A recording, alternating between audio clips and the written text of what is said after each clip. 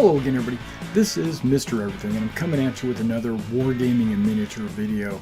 In this video, we're going to continue on with my Princeton project updates. There's a lot of things going on right now. I'm juggling a lot of different things, but I'm going to try to, hit every topic so that you know exactly how I'm progressing towards the Princeton project. But before I do that, there's a couple of things I did want to say. Warlord Games came out with a miniature game. It's a fantasy miniature game. I'll put it up on the screen right over here. But it's a fantasy miniature game that is very similar to bolt action. So if you like the World War II bolt action mechanics, or even the Gates of Antares mechanics, because it's very similar, you're going to like, and if you like fantasy games, you're going to like this skirmish game. I'm ordering it tonight, and we're going to go ahead and get that in soon, and I'll do a review of that as well. Okay, so let's get back to the Princeton project. Let's start with what I've got in front of me so that I can keep my mind straight. I went to Home Depot today to shop for some poly shade. I was looking for some antique walnut because I went back and watched some of my old videos on these miniatures and how I painted these miniatures. And in those painting tutorials, I mentioned that I used antique walnut. So I went to find Polyshade antique walnut, and I couldn't find it. It wasn't there. They had this brand. This is Varathane. It's also a stain and polyurethane. It's made by Rust-Oleum. Gotta be good. Rust-Oleum is a big Home Depot brand. The Home Depot uses a lot of Rust-Oleum. That's the only spray paint they carry, and it's disappointing that they don't carry like Krylon and things like that. I have to find that in other places. But this can, which is like a giant can, it's like a quart or something. I don't know what this is. Yep, it's a quart, and it costs only like $2 more than a pint. So I said, why not get the big can? And it only had the antique walnut in the big can. If there was a smaller can, I probably would have bought it just to save money, but I got a giant can. Okay. I've used it tonight on my miniatures. Now, they're still drying over there, and I'll show you that towards the end of the video. I'll take the camera over there and I'll let you see. They're dipped, they're still glossy, they're not even half finished. I just dipped them halfway through. When they're dry, and we'll get to see what the differences are from the Polyshade to this Varathane. Giving it a go. We'll see what it looks like. Either way, those figures are not even close to being finished. They still need some highlights. They still need some colors I didn't even do yet. And I didn't want to do the white straps and then do the Polyshade, because it would have made those white straps look brown. So I'm waiting for the Polyshade to dry, and then I'm going to go back over and highlight the pants in white and highlight the strap. I'm going to just do the straps. So, and then we'll see how it comes out. We'll see what it looks like. See how deep the shadows are from the Polyshade. All right, next thing I've been working on. I went and got some 2-inch fender washers. These are 2-inch fender washers, and I took some of my dry deck spackling and I filled the holes, because there's like a 5/8 hole in the middle. Spackling shrinks when it dries, and so what's happening is, and what I'm noticing right here, and I knew this was going to happen, I took my my popsicle stick and I wiped it off so it would be flat, right? And not exactly flat. I mean, there's a little bit of texturing here and there, but that's okay, because these are all going to be general bases. And I'm going to mount a general right on the center. And I didn't want there to be a hole in the middle where the general was sitting on top of. So I filled it with spackle. So now what that means is, once I put the general on and I go to actually texture the base, I won't have to fill this hole, because it will never dry. So I'm going to let it dry like this, and then as I go and I apply texturing to the base, it wouldn't it's not going to fall through the hole because it'll already be filled. And basically it's just prepping the base for the whole progress for the generals. Okay, so I'm going to let that sit off and dry. That's still pink, actually. Okay, so now I got these models. Okay, I pulled out all the regiments that I have finished. And then I've got 7 more regiments over there which are drying, right? And they still need to be, I probably have another day or 2 on those guys for them to be fully finished. Yes, I did 7 regiments in like 4 days. That's true. Okay. And then and I also rebased these guys. So yeah, I'm flying, it seems like. Okay, now I ordered bases, got them in, they're in. Some of these guys are on the new bases. I ordered flags. I ordered different colors of flock, actually. I was getting low on this. I'm getting low on this this scatter that I really love. So I went ahead and ordered 2 more. One's a lighter shade and one's a darker shade. Yeah, I'm going to try different colors of shade. They don't all have to be exactly the same. And then these flags. I ordered every British regiment's flag that I'm going to be using. So that's 13 flag sets. Because there's going to be 12 different regiments with the Dragoons. So 13 flag sets. I ordered those. Every one of them is different. And then I ordered a handful of continental flags. And I'm going to experiment with those and see if they're any better than these flags. And if they are, then I'm going to be swapping flags.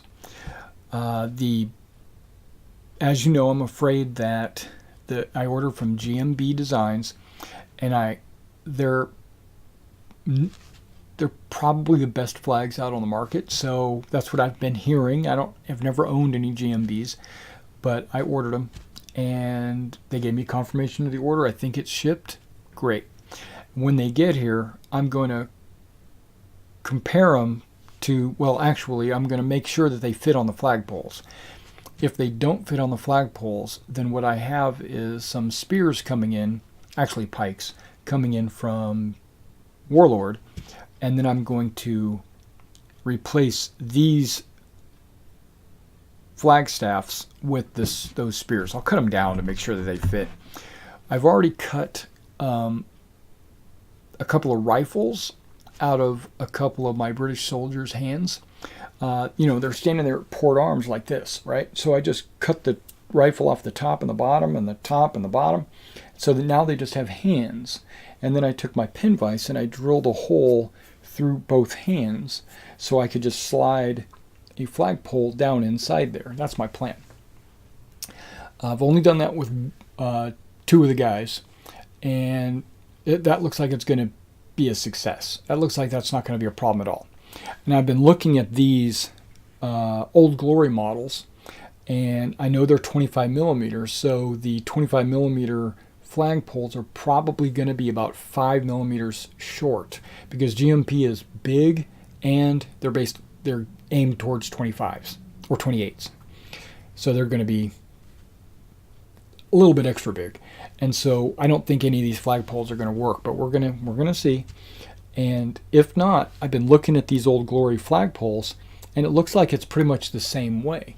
I don't see any of these flagpoles, luckily, being molded to the body. There are some companies that'll have the guy, he'll be holding the pole or something, and the pole will go along the guy's body, or he'll be holding it so close that it's all part of the mold. Not any of these. The guys have the poles out like this. So what that means is I'm going to be able to do the same thing. Snip, snip, drill, slide. And it should be no problem.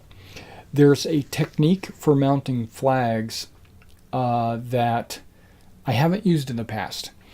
I mean, you can look. I'm going to give you some close-ups of these guys, but you can see that these flags are waving in the wind, right? And this is just paper flags. There's no aluminum foil in between these flags. I watched like 3 guys say aluminum foil in the middle of your flags. I think part of that issue is that the flags that they're using is like specifically the Warlord Games flags and the Perry miniature flags. They come on glossy paper. And I don't think that glossy paper, because it's printed on both sides, it's glossy on both sides, I don't think it absorbs the PVA like printer paper did. Printer paper sucked up the PVA and made it easy for me to mold them and for them to stay in position. Like I got this Continental flag blowing in the wind, and that took no effort. I mean, I remember doing all these flags. There's no big deal. But apparently these GMB and the Perry and the Warlord Games flags, because they're on glossy paper, it's advisable to put a little piece of aluminum foil between the layers of the flag so that when you go to mold them or not mold them, when you go to, not texture them, what's the word I'm looking for? Basically just make them look like they're blowing in the wind, shape them, that's the word I was looking for. When you go to shape them, the aluminum foil will allow them to hold their shape. I'm going to experiment with that, and I'll do that on camera for you guys so you can see that technique. I don't think I'm fond of that technique. I mean, it sounds good, but I'm afraid because aluminum foil in the middle of my flag will make the flag bulky in the middle and then thin on the edges. But because aluminum foil is so thin, it's probably negligible. I wouldn't even be able to see it. We'll just have to check it out. Okay. Yeah. So what do I got? I got my bases. Got all the bases I need, including the general bases, which I picked up today. I have all my orders. Okay, I've got my Perry miniature orders in. They're shipped. Yeah. Perry miniatures. No, the Perry miniatures haven't been shipped yet. That's right. But the Warlord Games orders, which I have 2 of, and I'm about to have a 3rd one tonight. 2 of them have already shipped, and they ship Friday maybe. So I'm expecting those probably sometime this week, maybe at the end of the week. I'm not in a real hurry for them, but it seems like it's good timing because I think I'll be finished with the British, and then the Warlord Games miniatures will show up, and then I can start working on the Continentals because I'm waiting for the Perry miniatures to come in so that I can do the Grenadiers, not the Grenadiers, the Dragoons, because Warlord didn't have any Dragoons.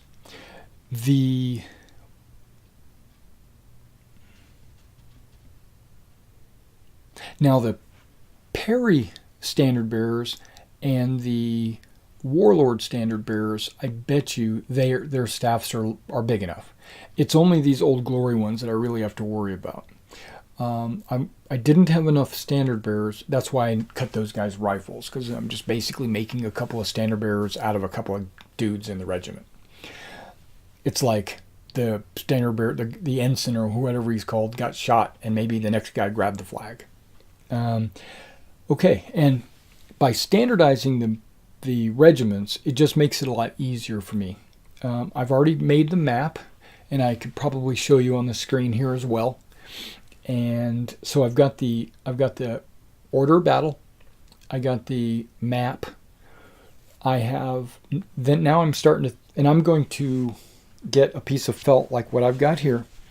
But I think what I'm going to do is get a green one. I thought about getting a white one because Princeton and Trenton were both in the snow, but I'm not going to do Trenton. Princeton is in the snow, but like Freeman's Farm's not in the snow. And those are the two that I'm working at right now. So I think I'm just going to get a green generic piece of felt, and I think I'm going to use either, I'm going to make roads of some kind. I don't know if I'm going to make felt ones, or if I'm going to, I probably will make felt ones, or maybe I'll do road segments that I can lay out on the table, because then I could just lay them in any position in any direction that I wanted, because it'll be good for any scenario. And then same thing with the rivers. I think I'm going to make some thinner rivers, because all the rivers and roads that I have down there are made for 28 millimeters, but they're made for a skirmish game like bolt action. So my roads are like this wide, and that's not going to be good for that. I just need a road one base width, 40 millimeters, maybe even less. And then so the wagons and the cannons and all that can go down there.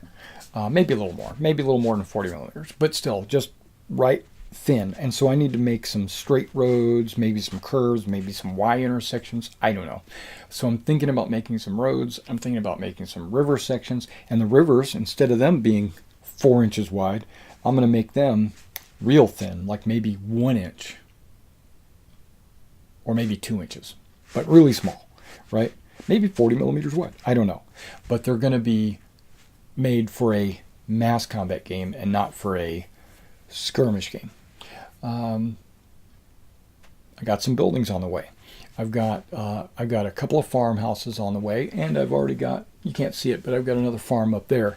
So that's 3 buildings, and on my map there, you can see it right here, that there's Princeton, which Mike has a building from Princeton in resin that he's going to let me use. So that'll cover the whole city, because I wasn't even sure if I was going to put Princeton on the map.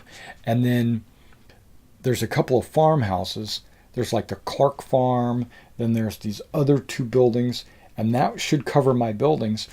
And then there's the mill. The mill is over by the bridge, and I don't know if I'm going to model that, because a mill, one building, isn't enough to handle 160 guys. Because that's kind of what this represents. This represents, each one of these is 40 guys. So is this 160 guys in a mill? That's going to be crowded. Maybe I could do it, because that means 40 guys would be shooting out of each side of this one building. No, I don't think I maybe I'll put the mill and say only a small unit can fit in it. That's probably what I'm going to do. See, I'm still working things out. All right, so let me go ahead and show you these figures. I'm going to have to pick the camera up, and then we'll go look over there. Okay, it looks like I got the autofocus on, so we'll be able to check this out. Pretty cool. Okay, so let's take a look. We got the 20th foot, right? The 20th. Then I've got the 24th foot, the 9th. Now remember that these units were never at Princeton. I'm just using them as proxies, but I'm doing these regiments just as different regiments. 20th, 24th, 9th, that's right, 62nd, 23rd Royal Fusiliers are the only British that I have done, not counting the cannons and I got some Hessians over there and some Indians, but we're not using those. Okay, then right here I've got both New Hampshire regiments, the Green Mountain Boys and the 2nd New Hampshire. Green Mountain, 2nd New Hampshire. And right there I've got Smallwood's Brigade. So far all of these are at the Battle of Princeton. You got 8th Mass, 2nd Mass. I got the 2nd New York. That flag really is the one, that's really what sparked my interest of getting new flags, because I think it's a little faded. 2nd New York. And then I've got this unit here, the 1st Canadians. It's a Canadian regiment. It's Congress-owned Canadians. They are not at Princeton, but I'm going to proxy them as something else. And then I got these militia guys here with the snake. If you look here, the 2nd New Hampshire, and you see that some of these guys have those round bowler hats. Okay. Well, I was looking, and I noticed that the uniform of and I have a few of these extras. I got quite a few of these extras, actually. Maybe 8. Maybe more than 8. But that's the figure that I'm going to use for my Marines. Because they were wearing that round soft hat. So that's what I'm going to do. I'm going to grab some of those miniatures there, and I'm going to make them some Marines. All right, now this is a collection of my regiments that need to be finished. If you take a look right there, I've got the 17th, and yeah, so that white that their pants were, they've been turned brown with the dip, but that's fine because that's going to enhance the shadows and the texturing when I go to highlight the white pants and the everything white on these figures. But you can see that their straps aren't done either. And then there's the 21st, 27th, and the 33rd.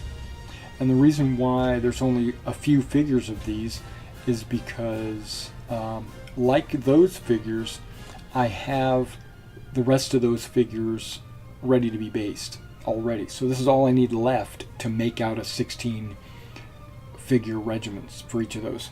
Same thing with the 44th, you see, because there's only 12 figures there.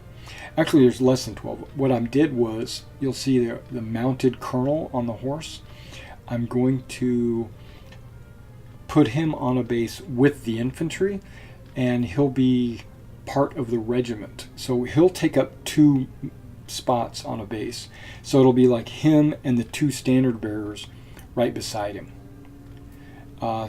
Same with, there should be 2 horses. Oh, the guy way over here on the 21st. Yeah, did the same. All right, and then I've also got the 40th right here. Yeah, and hopefully this is, how they're all going to turn out.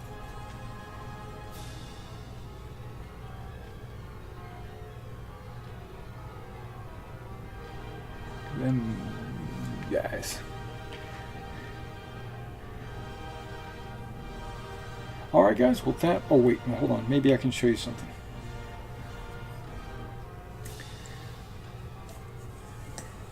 Hey, they're not even sticky. And I just did them this afternoon. Ooh, I might be liking this. Okay, right there, these 2 guys. Their hands. Notice how their rifles are no longer in existence. That's because I'm preparing them to be standard bearers. Alright guys, well thanks for coming out and checking out this Princeton update, and I will see you in the next one.